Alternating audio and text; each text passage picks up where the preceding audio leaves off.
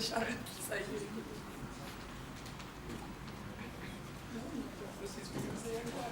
Tá bom. Repete, você falou. Perdoem aí o apresentador substituto que teve que assumir. O exame foi levar a digníssima ao aeroporto. Eu vou fazer aqui a apresentação do nosso próximo palestrante, que é o nosso período capixaba de adoção, é isso. E o doutor Leonardo Penitente, Leonardo Serafim Penitente. Ele é mestre em Direito pela Universidade Federal de Pernambuco, advogado criminalista e professor de Metafísica e Filosofia Política na Universidade de Vila Velha, onde também desenvolve uma oficina de introdução à gramática latina, uma atividade de extensão e pesquisa. Trabalha como tradutor para a editora Eclésia e tem como área de predileção pessoal os estudos que envolvem os temas místicos e ascéticos. Publicou o livro Bilocação, Sua Possibilidade, Natureza, Conceito, casos reais rigorosamente documentados, lançado pela editora Eclésia, que escreveu com o intuito de articular a filosofia aristotélico-tomista aos fatos comprovados nos processos canônicos investigados pelos tribunais da Santa Igreja Católica. O professor Leonardo será o último palestrante e vai falar sobre o livro, ou tendo com base no livro, A Sabedoria das Leis Eternas, do Mário. Suas próprias palavras, esse segundo encontro do CECAF será um desafio imenso, especialmente para mim. Tendo lido as afortunadas conclusões de Mário Ferreira, tão aclamado por homens de impressionante capacidade intelectual, como, por exemplo, o Olavo de Carvalho, será nosso desejo confrontar o que vem afirmado, especialmente na obra A Sabedoria das Leis Eternas e toda a ontologia do número ali encerrada, que é parte de um projeto mais amplo do autor, com os princípios da filosofia aristotélico-tomista propriamente dita. Convido então o professor, doutor Leonardo. Eu vou convidar também o professor Rafael e Paula a vir compor a mesa aqui e fazer uma companhia ao doutor Leonardo.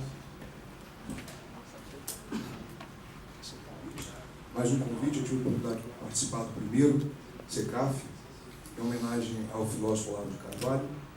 E agora me encontro aqui novamente para falar sobre um pequeno aspecto da obra do Mário Ferreira. Eu nem poderia me colocar num desafio maior do que esse. E, claro, sempre pedindo um pouco de caridade das pessoas que nos ouvem, porque nunca me saiu da cabeça aquela frase atribuída a Aristóteles, que ele era amigo de Platão, mas muito mais amigo da verdade. Então, eu tenho um respeito enorme pelo nosso filósofo,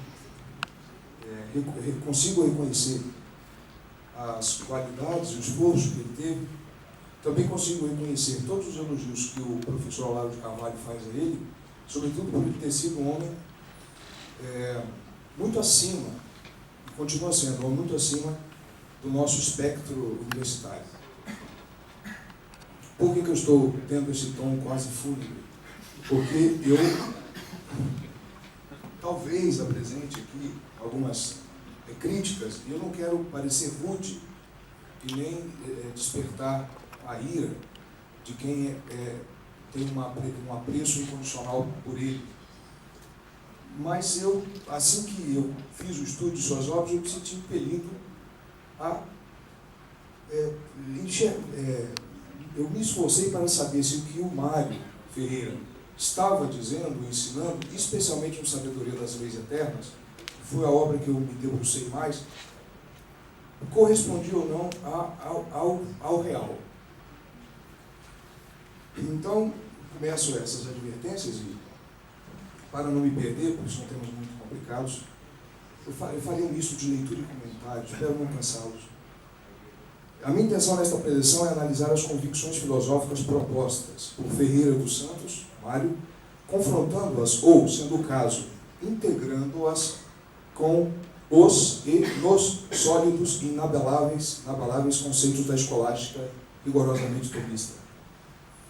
Por que o tomismo?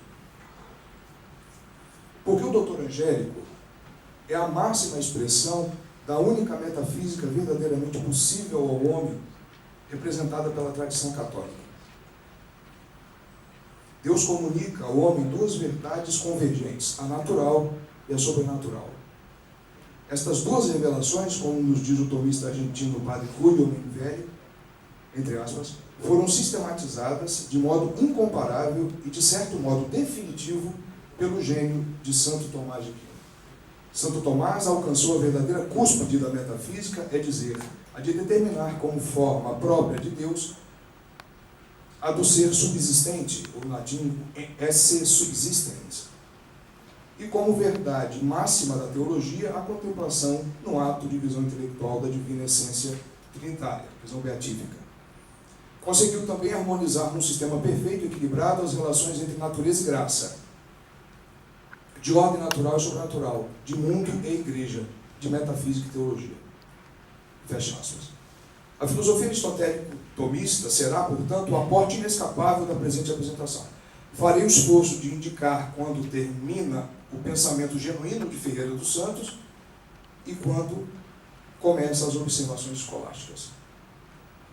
Quando necessárias, evidentemente. Apesar de certas imprecisões conceituais, especialmente contidas na obra A Sabedoria das Leis Eternas, que transparecem mesmo sem grandes escavações, Mário Ferreira dos Santos continuará sendo merecidamente um extraordinário filósofo, e isto por diversos motivos que não queremos detalhar agora. Ninguém melhor do que o filósofo Olavo de Carvalho, na posse de sua grande erudição e impressionante capacidade cognitiva, pode nos revelar a verdadeira dimensão de um homem da estatura do Mário Ferreira, e o fez um recente curso sobre ele.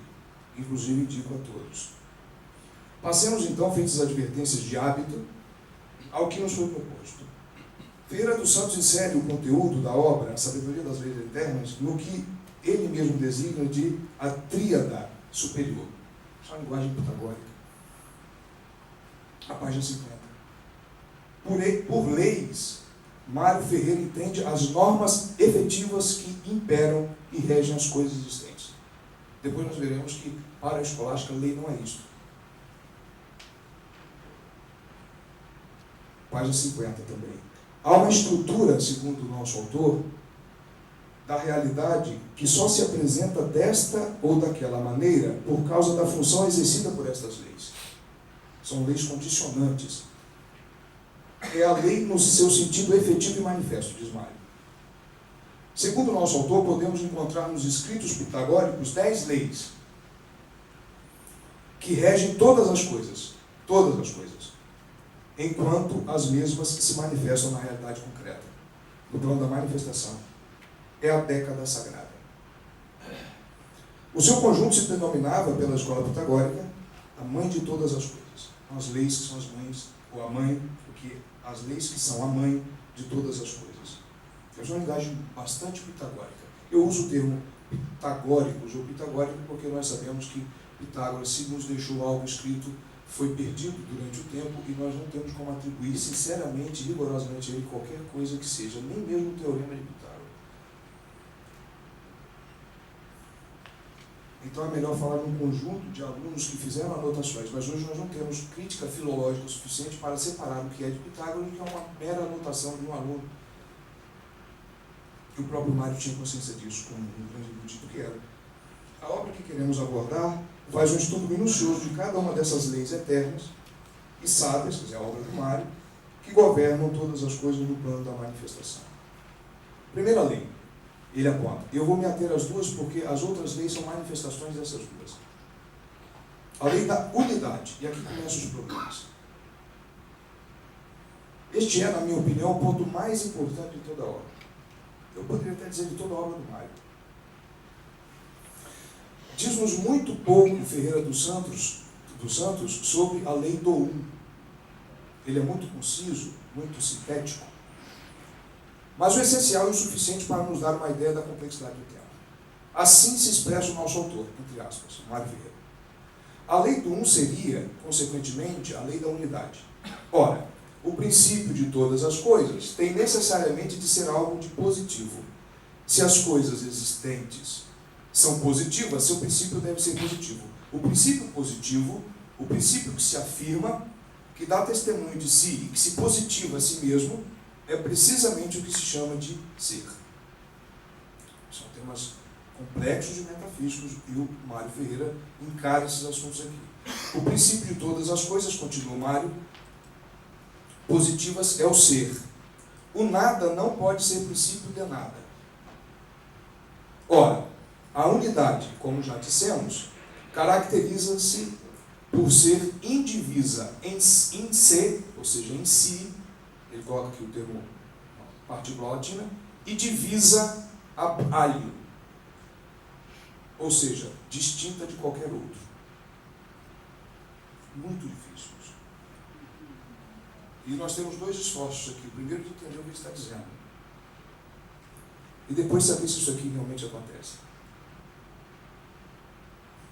Mário Ferreira dos Santos destaca a primeira lei constitutiva dos entes. Agora eu volto para mim. A lei da unidade. O unum, em latim, é uma das 5 propriedades transcendentais dos entes. Propriedades, não leis. Como Ferreira dos Santos se refere à unidade após tratar do princípio absoluto de todas as coisas, ele fala da unidade e depois fala do ser. Convém deduzir que provavelmente fala da unidade transcendental de simplicidade. Esta é uma diferença que os escolásticos faziam. Existem algumas espécies de unidade, e nos parece que ele está falando da principal, como os escolásticos chamavam, unitas simplicitatis. Ele não expressa isso com toda a clareza, de fato, é verdade, mas seu texto e contexto não nos permite outra interpretação. Nesse sentido, quando o filósofo afirma que a unidade caracteriza-se, foi a última frase dele, por ser indivisa em si e divisa para o outro, comete, em meu entendimento, uma confusão conceitual. A confusão entre a unidade transcendental de simplicidade com a unidade não transcendental, real, material, numérica. Eu, por exemplo, sou um. Mas a minha unidade é material. Por quê? Porque o professor Rafael, que está do meu lado, é um como eu e, portanto, diferente de mim. Então, eu sou um que tem uma divisão. Eu tenho uma unidade e estou dividido. Porque o Rafael não sou eu e eu não sou o Rafael. Perfeito. Mas em Deus isso não acontece. Em outras palavras, o que eu estou querendo dizer é que o Mário Ferreira, ele atribui a Deus uma unidade que Deus não tem. Que é a unidade que é uma unidade que permite uma divisão alho. Em Deus não há divisão. Ele não pode haver divisão.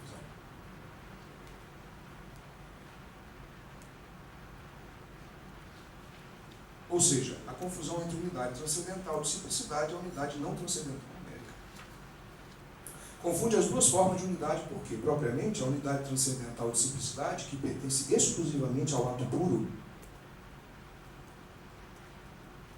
ao ser positivo do qual ele fala, não pode ter divisão labial. Unum, unidade, é propriamente negativa, no sentido de que nada acrescenta ao ente. Apenas diz de sua indivisão em si. Então, a unidade transcendental que Mário Ferreira nos coloca, ela é indivisa em si, ponto. Não divisa abialho. Deus é indiviso em si, ponto. Eu sou indiviso em mim e diviso abialho em relação a Rafael. Sim, eu sou um ente criado contingente. Dizer-se que o ser primeiro, que é Deus, é uno, como faz Mário Ferreira dos Santos, é, em primeiro lugar, dizer que Deus é indiviso em si. Isto é, a unidade transcendental própria de Deus é a unidade de simplicidade. Simples porque não há divisão. Que não só determina a indivisibilidade em si, como também a indivisibilidade ad alio, relativamente a qualquer outro. Ele não é indivisível em si, divisível ab alio. Ele é indivisível em si e indivisível ab alio. Ferreira dos Santos parece atribuir ao ato puro que é Deus, a unidade que, para ele, filósofo, Mário, é tanto indivisa em si quanto divisa a Bialho.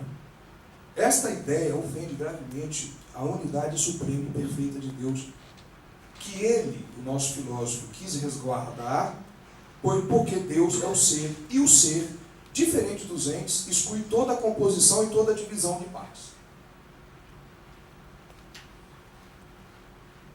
Deus não pode ser dividido, nele não há divisão. Distinção é uma coisa, divisão é outra. Deus é distinto do mundo. Deus é distinto do mundo, mas não diviso em relação ao mundo.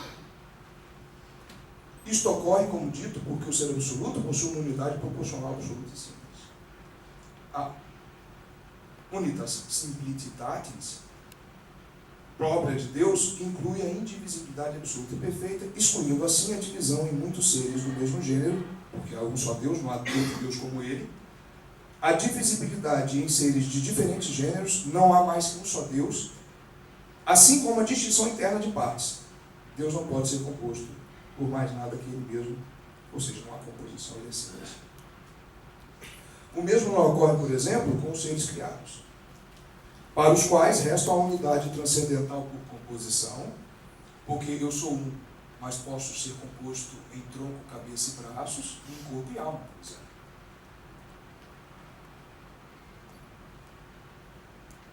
E a unidade não transcendental numérica. Então, os entes criados podem ter, quando isto ocorre, duas unidades, a transcendental por composição e a unidade não transcendental numérica. Pedro, por exemplo, tem unidade transcendental por composição.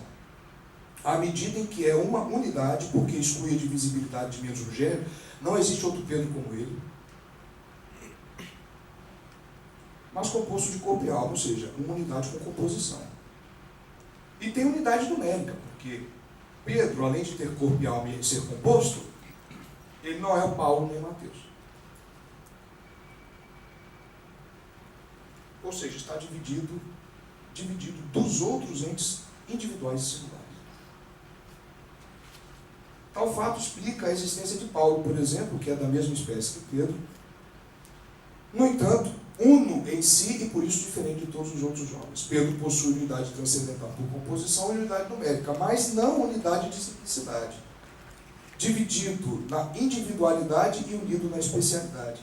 Portanto, aquela unidade referida por Ferreira dos Santos, a unidade que traz a união em si e a divisão para os outros, Abialho, é própria dos seres contingentes criados. Aplicá-la a Deus é ferir a simplicidade da unidade divina. A unidade transcendental por composição pode se identificar no ente objetivo com a unidade numérica, de fato. Todo ente que é um com unidade transcendental por composição também é um com unidade numérica. Assim, Pedro é um por unidade transcendental e por composição, porque é indiviso em vários outros entes do mesmo gênero, muito embora possa se decompor em várias partes, corpo, alma, braço, troncos, cabeça, etc. Pedro também tem uma unidade numérica, porque é ele mesmo e não qualquer outro ente, inclusive da mesma espécie. Então, a unidade numérica, num ente concreto, indica sua divisão relativamente aos outros entes que não são ele. Portanto, os entes criados materiais possuem unidade por composição e unidade numérica. Claro que uma penumbra no tema das propriedades transcendentais do ente pode ocasionar reflexos indesejados em temas de essencial importância para a metafísica. O princípio da individuação, por exemplo. Neste particular, como já anunciado numa outra obra de Ferreira dos Santos, A Sabedoria da Unidade, página 112, correlata a que agora estudamos, tem uma correlação com a sabedoria das leis eternas. A individuação, ou seja, para Mário Ferreira, nesta obra, A Sabedoria da Unidade, a individuação dos seres não consiste na mera diferença numérica, como é para a escolástica. Segundo o filósofo Pátrio, contrariando o parecer de Santo Tomás de Aquino e filiando-se à proposta de Duns Scoto, a individuação de um ente estaria em sua entidade integral, no seu todo, no seu ser tomado completamente, em sua esseidade, ou seja, e não apenas na matéria quantitatis innata. Ora, é indubitável que os entes contingentes, que somos nós, por exemplo, possuem a unidade numérica, porque são divididos dos outros entes que não são ele. A unidade numérica, que individualiza e singulariza um ente, só pode ter como causa aquilo que Santo Tomás de Aquino chamou de matéria signata quantitate. A matéria enquanto afetada e determinada pela extensão, e enquanto modificada pelas dimensões que lhe correspondem, segundo a razão da forma substancial que a mesma recebe. Portanto, encontrar o princípio da individuação é o mesmo que encontrar o fundamento da unidade numérica. A posição tomista é a única possível porque, de fato, a individuação é identificada com a natureza do indivíduo e deve trazer a sua origem de alguns dos elementos essenciais. Nos entes criados, sensíveis, os elementos essenciais que nos constituem, ao menos o ser humano, como todos os outros, é a matéria e a forma substancial. A forma substancial é o princípio da unidade e de distinção específica entre os entes. Isso aqui é muito importante, porque esta confusão eu enxerguei na obra do Mário Ferreira. Uma coisa é a unidade específica, outra é a unidade numérica.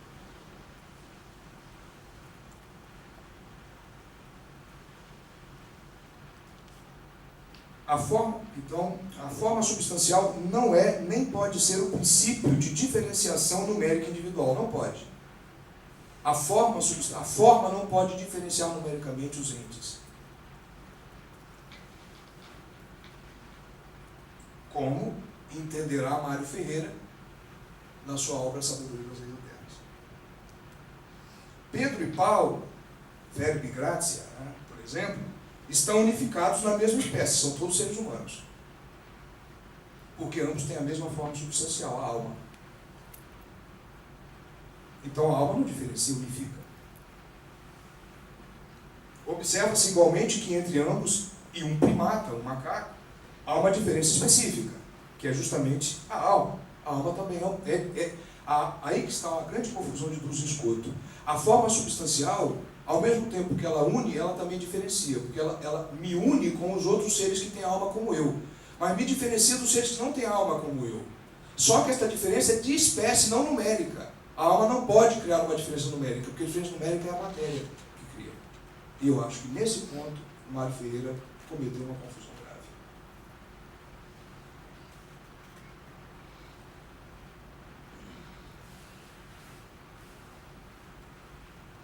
Mas não confundir diferença específica com diferença numérica. Então, a forma substancial em qualquer ente que a possua, e qualquer que seja, só pode ser princípio de unidade por composição de distinção específica e nunca distinção numérica ou individuação. Nunca.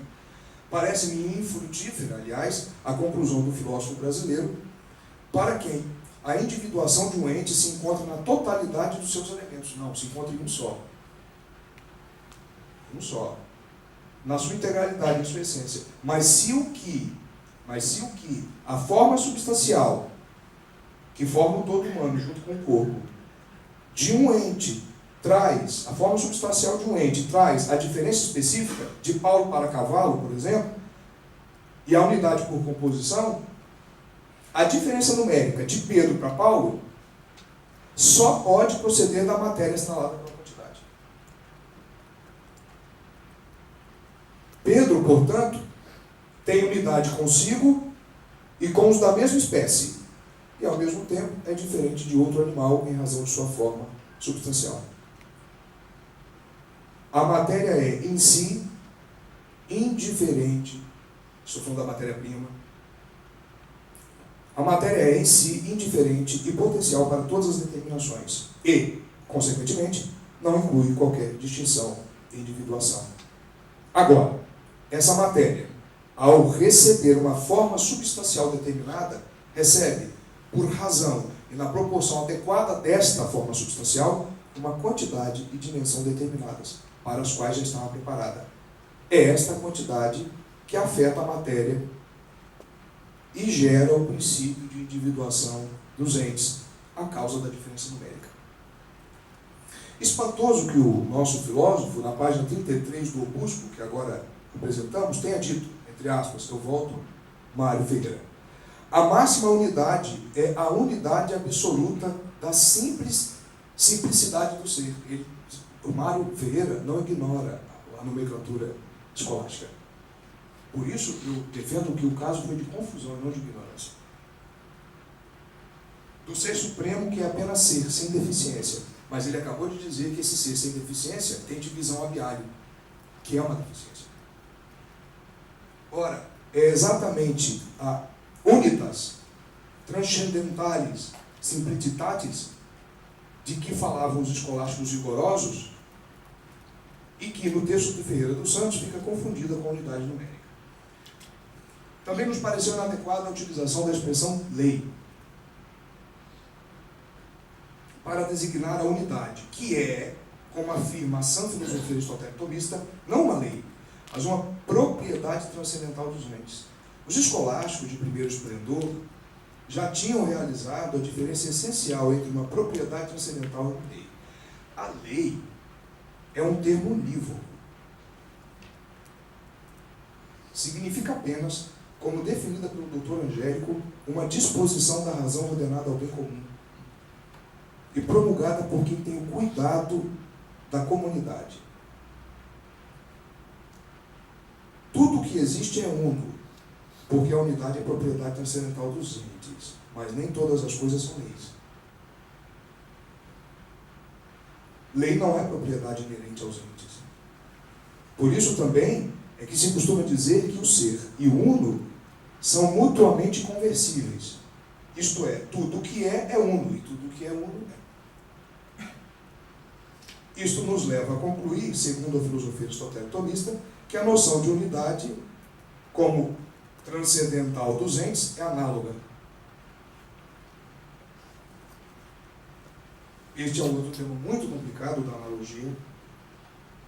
A lei não é um termo análogo. Daí ser, de certa forma, incompreensível na linguagem ontológica dizer que existe uma lei do mundo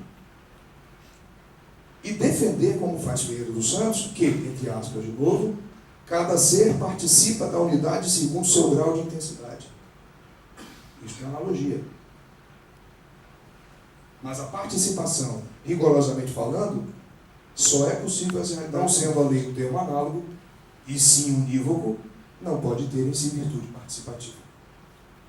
Assim, quando o nosso filósofo menciona que há, entre aspas, uma hierarquia de graus intensistas na unidade de cada ente, então cada ente é uno conforme a intensidade do seu ser, fala com propriedade. Mas é necessário considerar o uno não como lei, mas como transcendental do ser.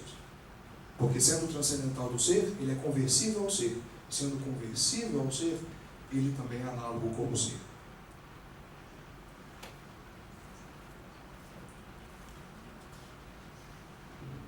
Mário Ferreira dos Santos, mantendo-se na questão da unidade, refere-se, como os pitagóricos, tratavam a dinâmica do processo do um, considerado em si mesmo, ao segundo um. Isso aqui é muito impactante na obra do Mário Ferreira dos Santos, e me trouxe realmente um problema pessoal, porque aqui ele começa a tocar na Santíssima Trindade. Ele dá um salto metodológico. Ele simplesmente abandona aquilo que é possível racionalmente conhecer e se imiscui naquilo que só pode ser revelado por Deus.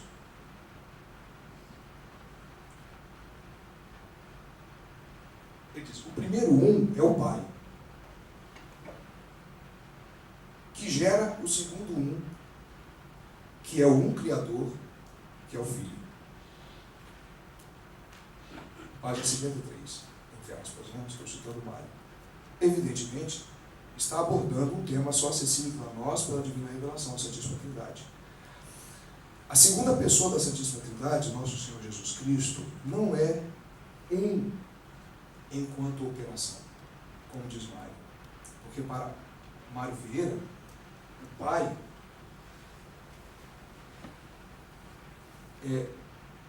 age, e ao agir gera o Filho.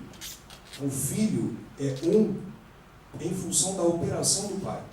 Só isso. Nada mais disso. Mas isso é um problema. Isso é um problema.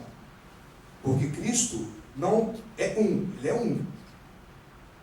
Mas ele não é um enquanto operação, sim enquanto natureza. E neste particular, é um tal como o Pai. Porque Deus é uno e trino. Deus é uno em natureza e trino em pessoas.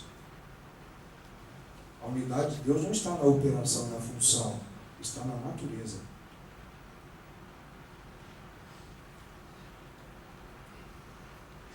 Tanto o Pai quanto o Filho operam e criam, porque para amar o Filho Santo, só o Filho opera. Segundo nos confirma a chamada, em teologia dogmática, virtude do fenômeno da circumincisão. Isso é um tema muito específico da teologia. A Santíssima Trindade tem virtude circumincessiva. Onde está uma dos seres, das pessoas divinas, estão todas ao mesmo tempo.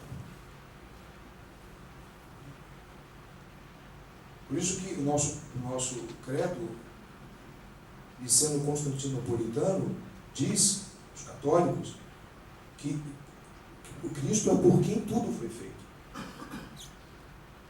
Mas Cristo também fez tudo, com o Pai. Evidentemente, está abordando um tema, então, como eu disse, acessível só a uma relação, e muito difícil.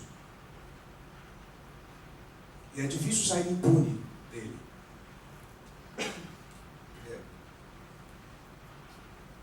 Deduz nosso filósofo que o Filho, este um Criador, na linguagem pitagórica, não é um ser propriamente ativo. O Filho não é um ser ativo. Página 54.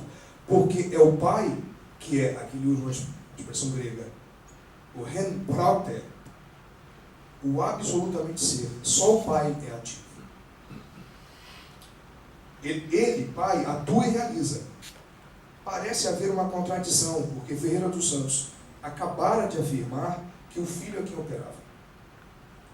Soluciona este detalhe afirmando que a operação é, entre aspas, um segundo papel do mesmo ser.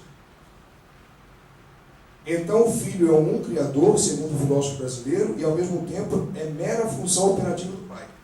Parece-me que Ferreira dos Santos não atribui ao Filho a personalidade, mas um mero papel operativo. Então o Filho para Ferreira dos Santos não seria uma pessoa, mas uma função do Pai.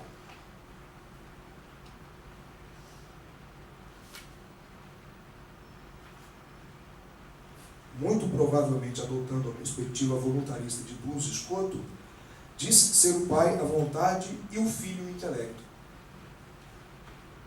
Uma separação que, a meu ver, é um pouco arbitrária, porque ambos são os dois.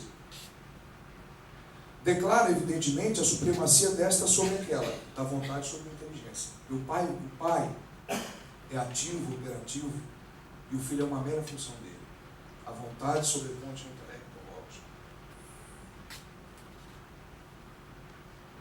Todas as pessoas divinas possuem o mesmo intelecto e a mesma vontade, porque ela é indivisa. Indo mais fundo em seus passos, diz o filósofo que o um Criador, o Filho, dará surgimento ao que se chama, entre aspas, a díada indeterminada, fecha aspas, página 55. Não nos diz como este surgimento ocorreria, ao menos na obra Sabedoria das Leis Eternas. Mas no contexto não é difícil deduzir que esta díade indeterminada, melhor traduzindo, é inerente ao Filho, porque assim está escrito. Vejam como Mário Ferreira escreve. Ele, o Filho, é o um hífen diádico. Então, o Filho é a díade indeterminada. Então, Cristo é o indeterminado.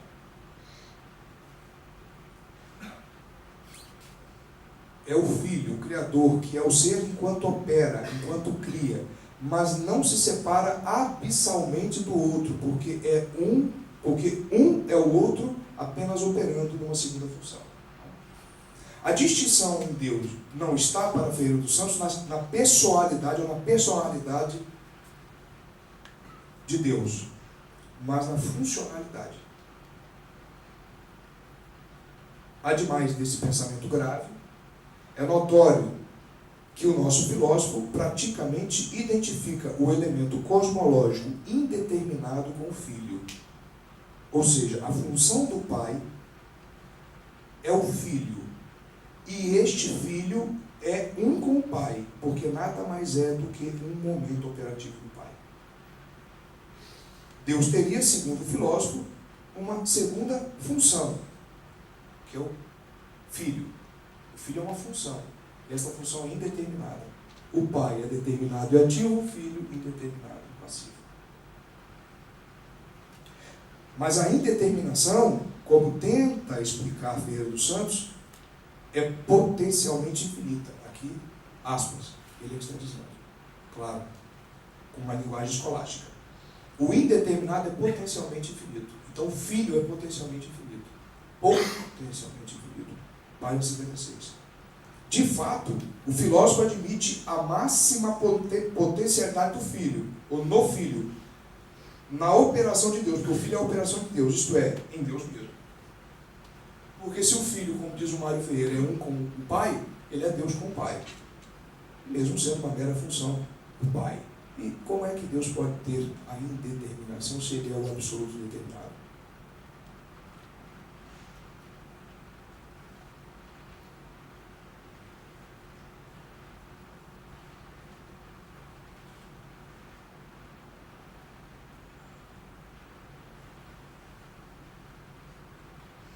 Na cosmologia, bom, um pouco antes, mas como já provou o insubstituível Aristóteles, que pensou para Cristo antes de Cristo, Deus é ato puro. Puro porque nele não há potência. Não pode ser potencialmente indeterminado. Na cosmologia ferreriana, do Mário Ferreira, desmancha-se a real transcendência do ser, do ens subsistens, de Deus, porque Deus é ato enquanto primeiro um, segundo Mário, e potência enquanto segundo um. Ele é ato enquanto pai e é potência enquanto filho. Mário Ferreira atribui a Deus o que é próprio dos entes contingentes, mais uma vez, que na dinâmica entre ato e potência há inescapável vírgula. De fato, em todos os entes criados, contingentes, só há potência por causa do ato, só há ato por causa da potência. Mas em Deus só há ato. Nos entes contingentes, o ato necessita da potência para atualizar e a potência necessita do ato para potencializar. Deus é ato, é ser perfeito, e nada lhe falta. Por isso nada recebe. Platão, por exemplo, para quem? Segundo o testemunho sempre confiável de Aristóteles, na metafísica, a díade indeterminada, ou grande e pequena, assim que se falava em grego, seria o elemento material das formas, das ideias, não unifica. E o elemento formal, que é o uno, não unifica o elemento formal com o elemento material. O que eu estou dizendo é que Platão andou um pouco melhor, mas não satisfatoriamente bem, porque ele não cometeu os excessos de Pitágoras. Platão, pelo menos, teve a honestidade de dizer que há dois polos, há dois princípios polares, o uno e a díade indeterminada. Ele não identifica a díade como saída do uno. Ele não faz isso. Platão não faz isso. É mais fácil de corrigi-lo, porque não tem a sutileza do Mário Ferreira dos Santos. Na sã cosmologia católica, Deus criou o mundo do nada. Isso é básico. Não havia qualquer substância prévia, determinada ou indeterminada. O que não perceberam os pitagóricos de Platão, e depois foram ajustados pela filosofia aristotélico-tomista, é que o elemento de indeterminação não pré-existe nem pode pré-existir a Deus, como o Mário coloca, sendo ele o próprio Deus. Em outras palavras, ofende à verdade defender a pré-existência junto ao ato, que é o uno, da potencialidade absoluta chamada de dia de indeterminada, como fizeram os pitagóricos de Platão e agora o nosso filósofo, já que a origem de todas as coisas não tem estrutura bipolar ou polar, mas una, com unidade transcendental de simplicidade, que eu já falei, que, como visto, absolutamente indivisa em si. Credo in unum Deo, cantamos com os apóstolos. Um só Deus. É certo que os corpos da natureza experimentam mutações, algumas substanciais e outras acidentais. Percebemos que quando nasce um cavalo ou uma planta, quando surge, enfim, começa a existir uma substância nova, distinta de outras, não só nos acidentes, mas especialmente na essência ou na sua própria natureza. E sendo também certo que estas novas substâncias não são produzidas por criação, e que não há criação de uma nova matéria no mundo, é necessário admitir algum sujeito comum dessas mutações substanciais. Com efeito, não se pode conceber mutação, mudança, sem um sujeito no qual se realize o trânsito de um estado a outro, de uma forma a outra. Mais ou menos do professor Rafael. Assim, o sujeito das mutações substanciais deve ser real, porque o nada não pode ser sujeito de mutação. Deve ser algo substancial, ou seja, pertencer à ordem dos entes substanciais, porque um acidente não pode ser sujeito, e muito menos sujeito de mutação substancial. Deve ser uma realidade incompleta e potencial, porque se fosse substância completa e atual, já não seria capaz ou apto para receber a forma ou um ser de substância. O sujeito das mutações substanciais pode definir-se, conforme o sistema aristotélico, tomista, assim: uma realidade substancial incompleta que não tem por si mesmo nenhuma atualidade ou forma, mas é capaz de receber todas as formas ou determinações substanciais. Isso daqui é a díade determinada no Mário Ferreira dos Santos. Só, e tem um detalhe, toda a filosofia grega já admitiu isso, mas nunca equiparando isso a Deus. Só mesmo os pitagóricos. Por quê? É fato que, para determinar algo, é necessário que antes haja algo indeterminado para receber a determinação. Que os escolásticos chamarão de matéria-prima. Mas esta matéria-prima também foi criada. Ela não é Deus com o Pai, como quis Mário Ferreira.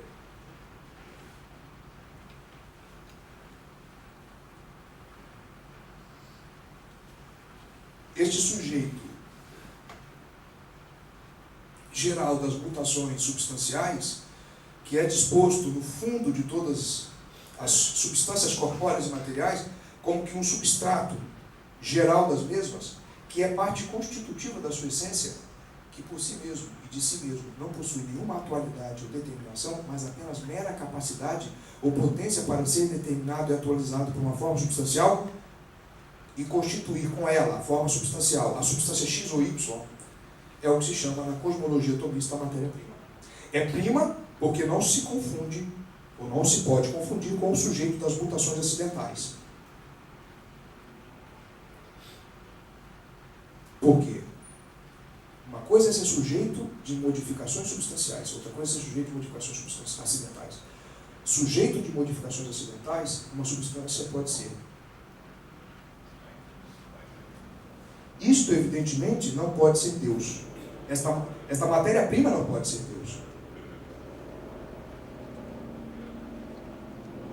Considerada em si mesma como abstração de tudo o que ela não é, não inclui em ato nenhuma forma, sendo indiferente relativamente a todas. E por isso se deduz que a matéria não existe. E aqui o professor Rafael disse muito bem. A matéria-prima em si, ela não existe nem pode existir no estado de matéria-prima. Ela existe, mas não existe no estado de matéria-prima. Porque toda substância que existe tem forma e essência atuais e determinadas. Já é matéria atualizada. A matéria-prima deve ser concebida como uma realidade ou uma entidade positiva, uma parte essencial das substâncias particulares, mas nunca existe isolada de qualquer forma substancial, no modo de sua potencialidade absolutamente determinada. Ou seja, ao contrário do que defende Ferreira dos Santos, volta ao Mário, a chamada díade indeterminada, que é a matéria-prima, que sabemos ser a matéria-prima escolástica, não tem modo de existência separada de alguma forma. Não pode existir com atualidade sem qualquer determinação mínima, formal mínima que seja. Se considerarmos a matéria-prima no instante em que recebe a forma substancial, devemos, claro, concebê-la como privada de toda forma, pois é certo que quando se engendra um equino, um cavalo, as causas eficientes que dispõem a matéria para introduzir ou determinar nela a nova forma substancial chegam a um instante em que desaparece a forma pré-existente na matéria para dar lugar à nova forma substancial. A razão disto é que uma substância não pode ter ao mesmo tempo duas formas substanciais, porque já não seria mais uma substância se duas, o que ofende a reta razão. Daí se vê como é fácil compreender porque os antigos diziam que a corrupção de uma coisa material é a geração de outra. Corruptio unius generatio alterius. Corrompeu um, gerou outro. E porque diziam que a privação é o princípio dos corpos infiere em transformação, e não in facto esse. É princípio dos corpos infiere porque na elaboração sucessiva que faz a natureza para produzir uma nova substância, ou seja, uma mutação substancial num corpo, chega-se a um instante em que a matéria perde a forma substancial que tinha para receber outra forma substancial nova. E, por consequência, há uma privação, carência, num determinado instante de toda a forma que precede. Com propriedade de ordem e natureza. Prioridade de ordem e natureza. Uma vez verificada a união da nova forma substancial com a matéria, da qual resulta a nova substância, só resta ou existe nesta nova substância a matéria e a forma, e não a privação da forma. Ou seja, a matéria em seu estado primário de absoluta indeterminação. E é isto o que ensinavam os escolásticos de primeira ordem, quando diziam que os princípios essenciais das substâncias materiais, in facto esse, ou seja, consideradas depois de produzidas, são apenas duas, matéria e forma. Mas consideradas infiere, no momento da transformação, são três. A matéria, a privação da forma e a forma substancial. Estou acabando. Não pode haver recepção de nova forma substancial na matéria sem que esta seja concebida ao menos privada daquela forma que anteriormente possuía. Em outras palavras, na mutação substancial, a matéria-prima é o sujeito que se muda, o que muda, ou que passa de uma forma a outra. Nesta dinâmica, a privação da forma substancial é o termo aquo e a forma substancial o termo ad quem.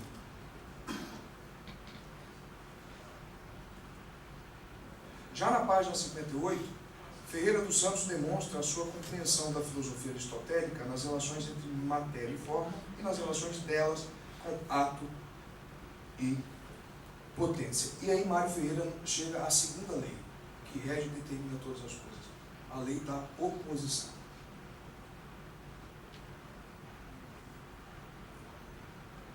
E ele, num determinado momento, diz que a solução que ele daria é uma solução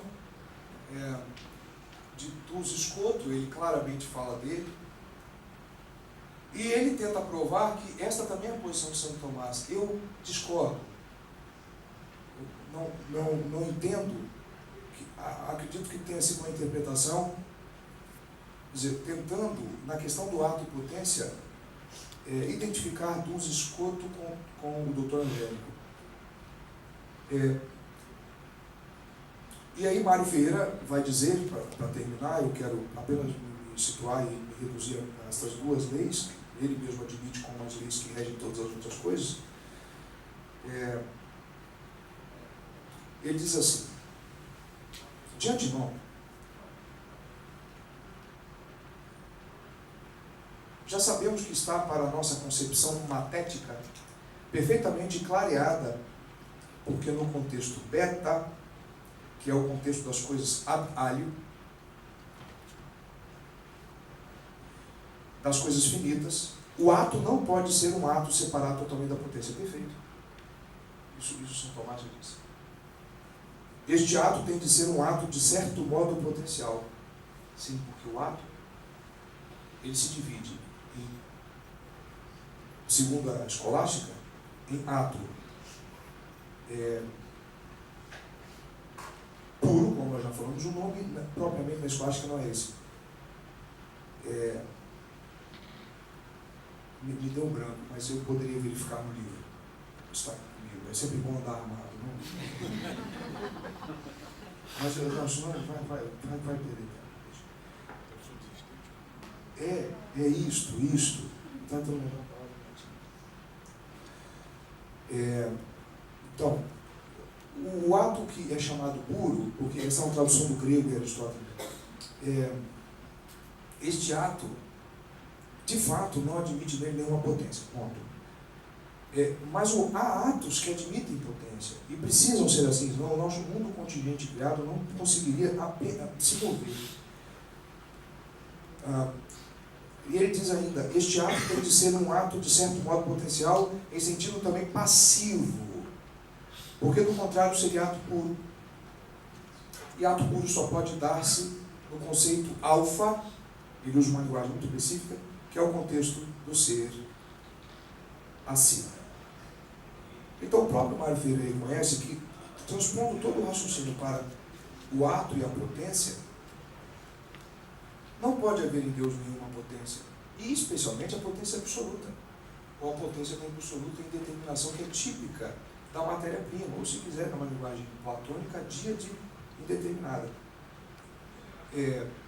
Eu não tenho nenhuma condição de avaliar as obras de cunho político, econômico, e até valor mais cultural, do Mário Ferreira dos Santos, mas a sabedoria das internas que me atraiu de modo particular, eu consegui enxergar algumas imprecisões de conceito, e que não seria tão grave, isso pode acontecer, especialmente para ele, que tinha uma erudição impressionante, mas algumas questões que tocam a fé e que são muito complexas, muito complicadas.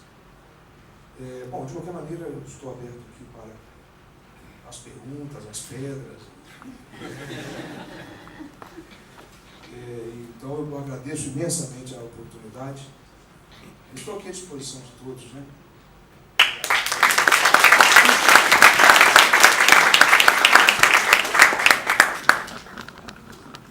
Então ele foi levar o pessoal, a esposa dele no aeroporto. Vou passar para perguntas. Bem, vou fazer algumas.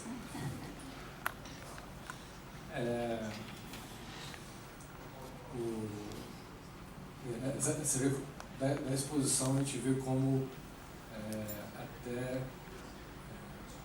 enfrentarmos esses temas no meio da obra do Mário é prejudicada pelo fato de não termos edições completas das suas obras disponíveis, né? Então temos que apelar para a apostila que a gente consegue na internet, a gente não tem uma edição da Sabedoria da Unidade, Sabedoria dos Princípios, e ele também prometeu muitos livros, ia citando alguns livros e incorporando, então realmente a gente está tateando e tentando entender. E da linha do que você expôs, tentei pensar aqui em alguns pontos que primeiro a questão da frase inicial lá que começou a gerar o problema, que é ser diviso em sé e diviso ab alium. E começar com a lei da unidade nesse sentido. Na interpretação do Olavo, e eu falo do Olavo porque no Mário ele cita muitas vezes, ele está explicando uma coisa, um tema metafísico, e ele vai e usa a simbologia pitagórica e começa a aplicar, e você já não sabe se ele está defendendo aquilo ali ou se ele está usando um símbolo para poder entender qual um aspecto mais elevado, né? E eu sempre entendi a ver que toda vez que ele apela para Remprot, a dia determinado, mas ele está tentando fazer, compreender uma certa formalidade na estrutura, na simplicidade divina, que é muito difícil de compreender, e ele está sempre tentando fazer essa analogia do pai, do filho. E nesse ponto específico, o Olavo tem uma nota de rodapé aí, que ele fala o seguinte: as leis ontológicas que ele está falando, que aplicam aí, são as leis que regem o mundo manifestado, né? Então, não é a lei da unidade, da forma que ele estava abordando na sabedoria das leis eternas, uma análise da estrutura do contexto alfa que ele destaca no outro livro, que é quando eu estou falando sobre a onipotência divina, é o contexto alfa, e aqui eu estou falando sobre o contexto beta, que é das coisas manifestadas. E aí a questão da unicidade vai ficar muito próximo, vai levantar o tema da questão da própria analogia no sentido ontológico que ele dá, que é da participação intrínseca, né? Mas a participação intrínseca é de lá para cá. Por isso que na sabedoria dos princípios, na sabedoria da unidade, e na filosofia concreta, ele parte do ser simples, perfeito, sapiente, sem divisão, e esse ato perfeito, a atividade, e depois, por atribuição intrínseca, é um tipo, é uma forma da unidade que as coisas manifestadas têm. Então, o jeito que você fez, de usar aquela frase para dizer que ele estava atribuindo aquilo para o texto alfa, é o contrário. Ele parte de lá e fala, então a gente pode usar analogamente a unidade no sentido aqui. E o segundo ponto é essa questão do simbolismo que ele usa, que realmente ele tem hora que ele não sabe se ele está tomando partido dessa forma direta de compreender a inteligência divina, a bondade divina, a vontade na díada, nessa situação de pai e filho, ou seja, ele está simbolizando porque ele está querendo dizer uma coisa mais alta. E a impressão que eu tenho é que, por exemplo, na filosofia concreta, ele não poderia analisar a questão da onipotência divina, da potência objetiva e da potência subjetiva. Ele é mais o pensamento dele do que a própria simbologia pitagórica. E um outro ponto, você vê que eu gosto desses temas, né? E o outro ponto que eu ia comentar é o seguinte. Essa questão do Duns Scoto e do Tomás. Eu realmente sou completamente ignorante na obra deles, né? Da referência do Mauro, busquei alguma coisa, mas eu já fui dirigido para poder tentar entender alguma coisa, então ainda não sei distinguir. Eu queria destacar o seguinte: muitas obras e muitas palestras, o Mário deixa muito claro o seguinte, que ele acredita e se esforça para demonstrar que, por meio da década dialética dele, tem um esforço de buscar as positividades de cada posicionamento sem conciliar com o erro, mas tentando evitar de polarizar, né, qual está totalmente certo, qual está totalmente errado, que ele vê claramente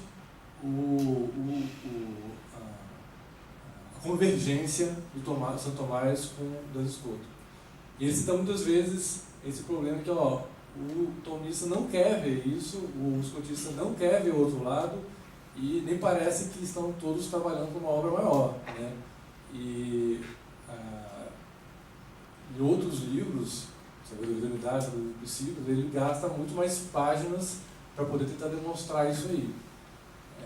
E assim, o ponto principal que ele mesmo destaca é assim, o meu ponto de convergência está na minha teoria da participação, da analogia de atribuição intrínseca, né? Que é uma coisa, um tema de alta complexidade, que precisaria ser relatório do seminário para discutir se isso resolve todos esses problemas. O que eu acho, agora no meu pitaco da história, é que a teoria das formas, na forma que ele desenvolve, ela é, no mínimo, muito mais frutífera para poder integrar os conhecimentos científicos no sentido da biologia e de tudo que a gente desenvolveu. Porque ele, quando ele vai desenvolver essas leis, essas 10 leis, ele, com a lei da unidade, da oposição, da relação, da reciprocidade, da forma, ele vai colocando, ele explicita assim, ó, na coisa, no corpo, né, não existe só a forma intencional, ela coordena diversas outras formas, só que cada uma dessas formas, elas estão ordenadas ao bem daquela totalidade maior, né? Então, nessa linha que você falou da corrupção, da geração da corrupção, ele explica e fala o seguinte, ó, dentro do meu próprio corpo já existe minerais, existem organismos e que todos eles querem sobreviver. Meus fora bacterianos, não sei o que mais, todo mundo está querendo aqui sobreviver. Mas a tensão da minha forma como indivíduo, ela é suficientemente forte para que ordene que todos continuem, cada órgão, trabalhando para o bem da minha totalidade. E que se essa normal, que é no ser humano, ela pode ser dirigida pela vontade, né? Dá um exemplo muito claro, a minha forma, ela pode ser intensificada por um ato de vontade, né? E aí a gente tem uma justificativa, uma explicação metafísica até da teoria psicológica do Viktor Frankl, que é a busca de sentido faz o ser humano aguentar quase qualquer coisa, né? Ele consegue a superação ter um sentido, botar-se em atividade para a busca de alguma coisa, isso dá uma força fisiológica, né? E a gente vê cada vez mais falando que a força, como o psiquismo tem reflexo na cura de doenças, né? Então, assim, se você consegue intensificar a sua forma, a sua atenção, você consegue coordenar melhor a sua saúde fisiológica. E se você perde essa atenção diminui, as suas partes tendem a querer se autonomizando, né? E quando você morre, os seus minerais ganham liberdade, as suas outras partes se estão livres e eles... Então a corrupção, as próprias formas internas, elas são agentes componentes e ao mesmo tempo corruptivos. Então por isso que existe uma oposição no sentido de posição, né? E cada órgão está numa relação com outro órgão da totalidade. E cada um está influenciando um. Se um começa a piorar, o outro pode ter um efeito reflexo, isso tudo acontece. E que essa concatenação gera uma harmonia do funcionamento do psiquismo. E eu estou dando um exemplo e acaba na forma. Então a gente tem a lei da unidade, lei da oposição, lei da relação, lei da reciprocidade, da forma, da harmonia, e se dá um salto qualitativo, pode ser, aí eu posso morrer, eu posso conseguir uma coisa melhor. Vamos parar nas 6 leis. Esse foi um exemplo biológico. E eu, quando eu estudei a sabedoria das leis eternas, eu fiz que nem quando eu estava falando com ele sobre a filosofia dos valores. Eu sempre fico com essas leis na mente e fico tentando ver se eu acho alguma coisa que não funciona assim. E você vê que até se você for pegar a linguagem funciona, ela tem essa estrutura. Se você pega as letras, as palavras independentemente, do dicionário, cada uma pode ter vários significados. Quando você junta num sentido específico numa frase, elas virtualizam certas possibilidades para que dê sentido àquela frase como um todo. Quer dizer, até naquele ponto talvez seja mais abstrato que é a linguagem, a noção de unidade, de oposição, relação, reciprocidade, parece que ela vai se aplicando. Assim, eu acho uma riqueza gigantesca a forma que ele abordando essas normas, e elas parecem, olhando, desde o que a gente consegue estudar, que elas realmente regem e estão presentes na estrutura das coisas. Então, assim, se é lei, se não é lei, eu acho que isso não é o fundamental. O fundamental assim, é ver o quanto que isso realmente você consegue visualizar, o quanto isso te dá um poder de compreensão, um poder de, inclusive até de, talvez, estruturar novas ciências em torno disso, desenvolver. E esse é o ponto que eu acho mais interessante da sabedoria das leis eternas, que depois na teoria geral das decisões ele vai botar a sabedoria das leis eternas para aplicável em vários níveis de realidade, desde o nível mineral e vai subindo até dentro do cósmico, galáctico, ele vai assinalando como está presente essas normas, né? Então, assim, isso tudo sem precisar de resolver necessariamente a questão da seidade, né? Que é se a forma é uma forma só para todo mundo, se é uma forma individual. Ele te dá esse poder de compreensão e, apesar de ele também tentar resolver e dizer que tentou resolver e que resolveu, né? Esse outro lado de compreensão ele já traz em si. Assim. Então, aproveitei para poder dizer um pouco do que eu admiro também nessa parte metafísica do mar, que eu sempre gostei, tive interesse. E acho assim, a gente entra no nível de sutileza, né, que nem você estava o tempo inteiro dizendo assim, ó, aqui tem uma sutileza que precisa de prestar atenção, que é um trabalho de anos realmente, né, de conversa desse tipo aqui, de tentar, captei mais para cá, captei mais para lá, o que você acha, e vai sair coisa boa disso, né? Eu acho que sim.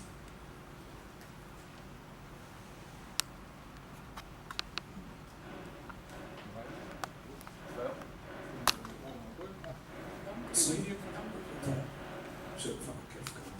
Deixa eu só falar. Leandro, nós já nos conhecemos, você podia ter dito isso pessoalmente. Então, muito obrigado pela intervenção. Sempre muito detalhado e muito calmo na fala, né, Leandro? Como sempre. Eu queria... Claro, essa questão da unidade, nós sabemos que no contexto de sabedoria eterna, a gente está falando do plano da manifestação, sempre fala.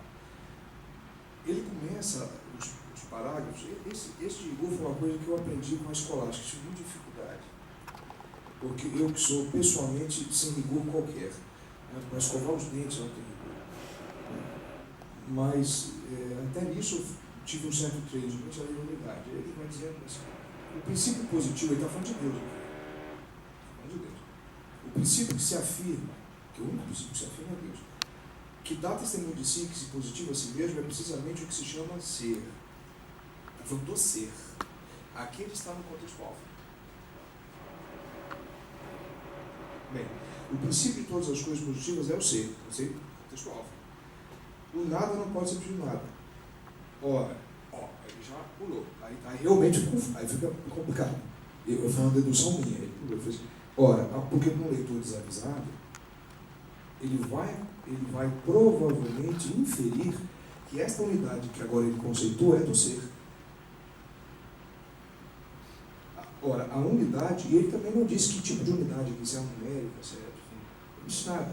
A unidade, como já dissemos anteriormente, aí ele aponta para a sabedoria da unidade. Sim, perfeito.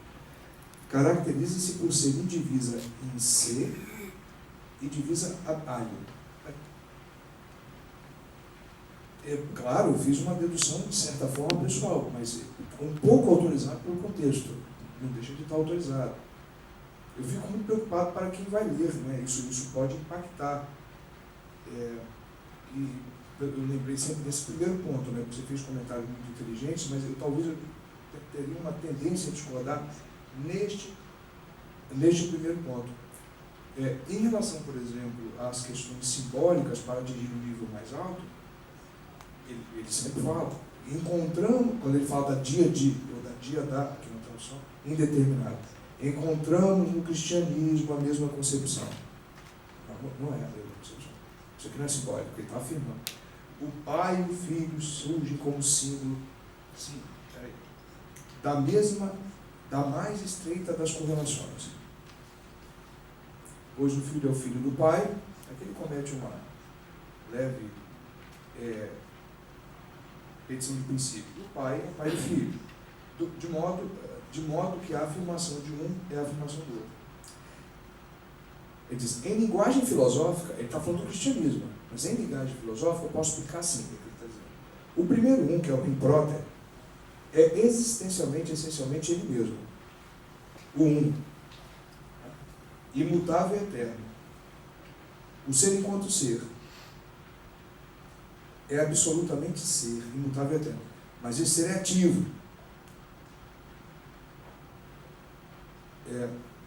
Ele atua, ele realiza, ele opera. Este operar é um segundo papel do mesmo ser, que é Cristo. O operar é o Filho. Aí ele continua. O operar, porém, implica escolha, implica preferência e preterição entre possibilidades. Sim. Implica, portanto, intelecção e intelecto, que é o Logos. Ele já está indo. Desta maneira, o Rempróter, o primeiro um, é pura vontade. Isso é que escoto. É querer. O que vem primeiro é a vontade. É onipotência. Em outras palavras, matar é pecado. Mas se a primeira vontade disser que não é mais, não será mais. Ao passo que o segundo um, aí já entra, né, que realiza aquilo que a potência do primeiro um pode, é intelecto. Não vou nem discutir a primazia do intelecto sobre vontade, que é nitidamente tomista, não tem consideração nenhuma com o escoto. Admiro a questão do ecletismo leibniziano do Mário, mas ele fica com dificuldade. E, claro, eu fiz a dedução. Na questão da Santíssima Trindade, ele fez questão de deduzir e deixar claro que facilitou um certo trabalho. Na questão da unidade, se ele está assim.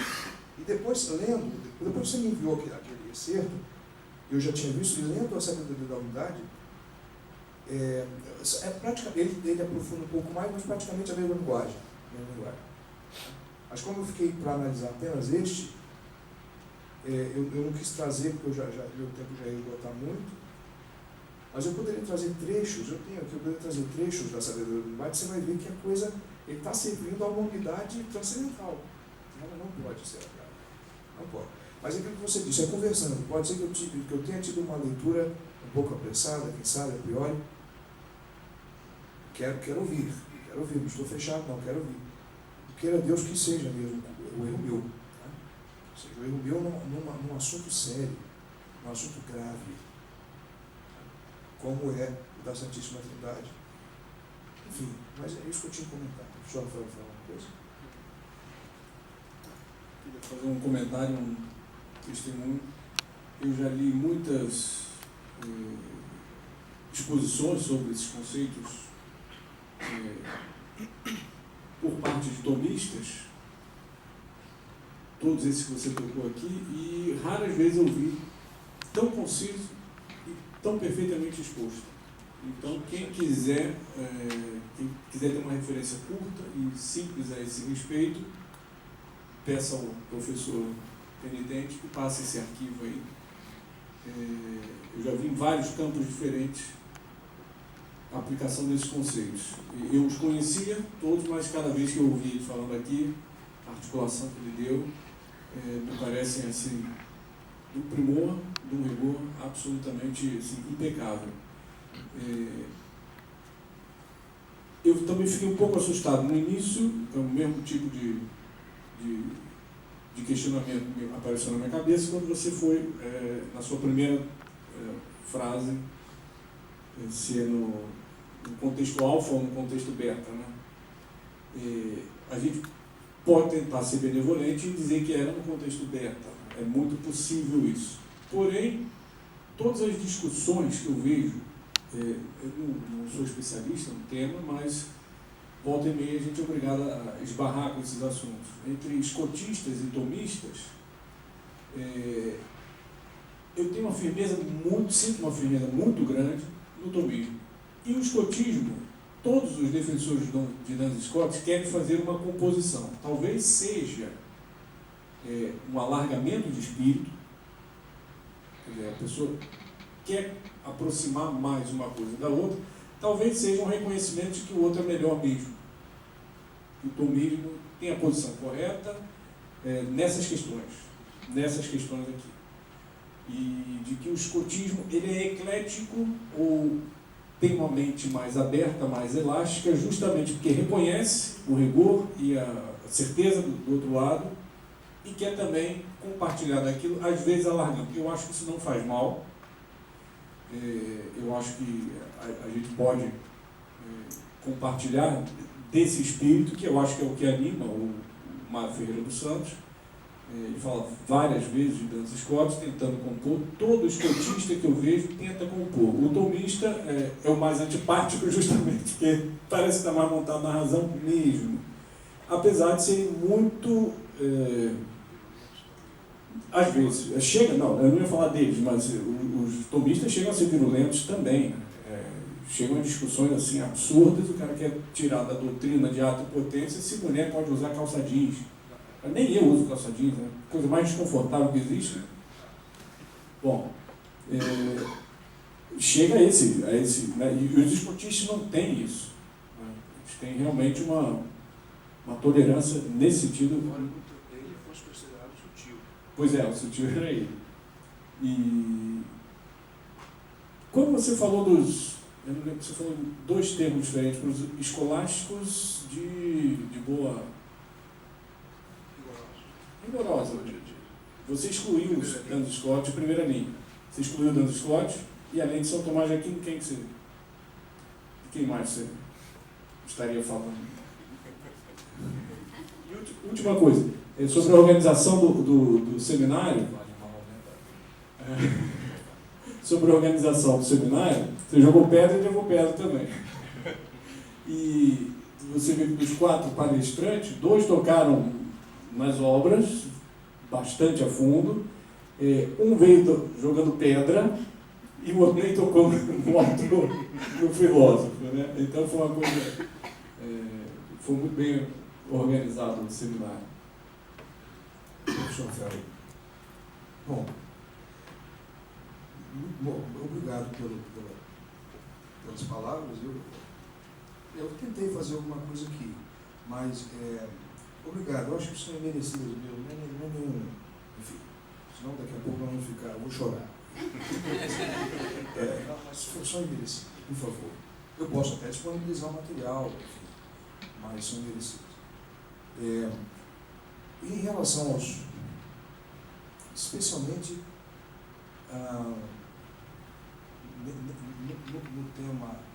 nesse tema da metafísica geral, Francisco Soares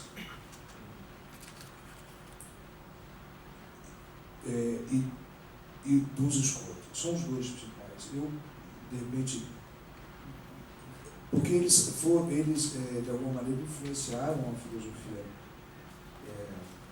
moderna, de alguma maneira fizeram um desserviço ao tomismo, principalmente Soares, com algumas posições em relação ao ser. Por exemplo, que pode-se consultar o famoso trabalho do padre Santiago Ramírez sobre a analogia. Ali ele faz uma crítica que ali sim está dura a crítica. Realmente se sai dali com pena, certo? Por causa do rigor. Então eu excluiria, né, quando eu digo escolástica de primeira monta, de primeiro esplendor, ou de primeiro rigor, são aqueles escolásticos que mantiveram o espírito de Santo Tomás, sem deixar o balão estourar. Né?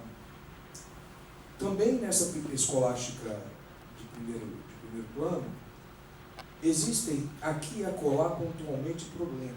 Por exemplo, eu poderia citar, mas quer dizer, eu não falo isso de cátedra, porque nós sabemos hoje, porque com o tempo passando, as coisas vão se ficando melhor.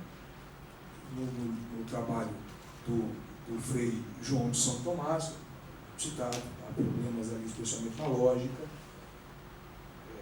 ali já há uma tentativa de comunicação com a modernidade. E ali há a crítica de Soares também. Então, principalmente Soares. Eu não gosto dele. Então, ele eu escolhi em primeiro plano. Agora não me vem, tem outros menores, mas ele eu escolhi em primeiro plano.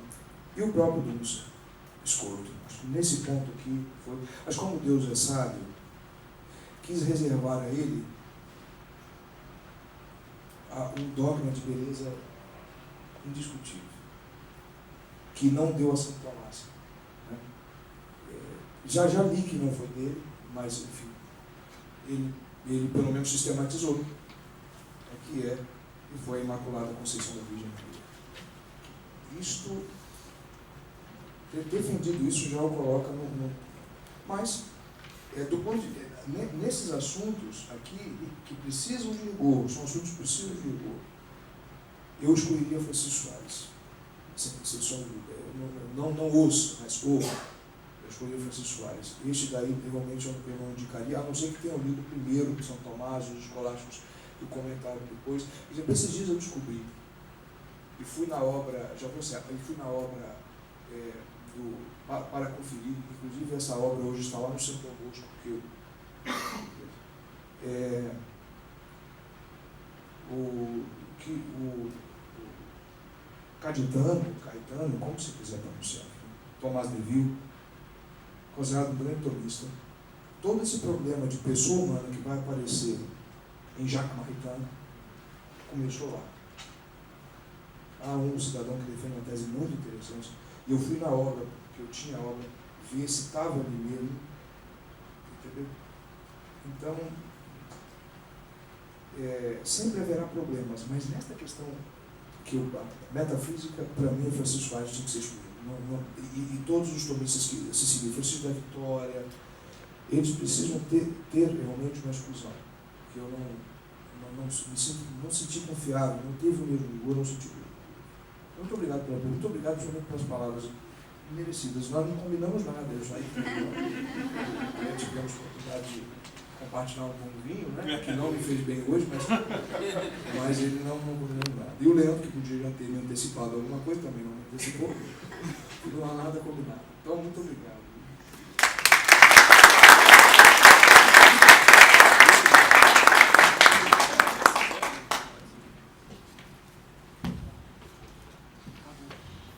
Muito obrigado a todos. Gustavo, tem a lista aí presente?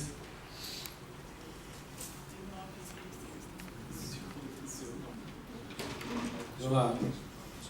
Em sinal de confiança, inabalável nas suas instituições. Escolhe 2 números de 0 a 40. 1 a 40. 26. 26 e? 26 está dentro de 1 a 40, tá? 32. Mateus Damasceno. Opa! Pode escolher. Vai poder escolher. Pode escolher. Escolhe um e fala. Vitor. Vitor tá aí. Sabá tá aí.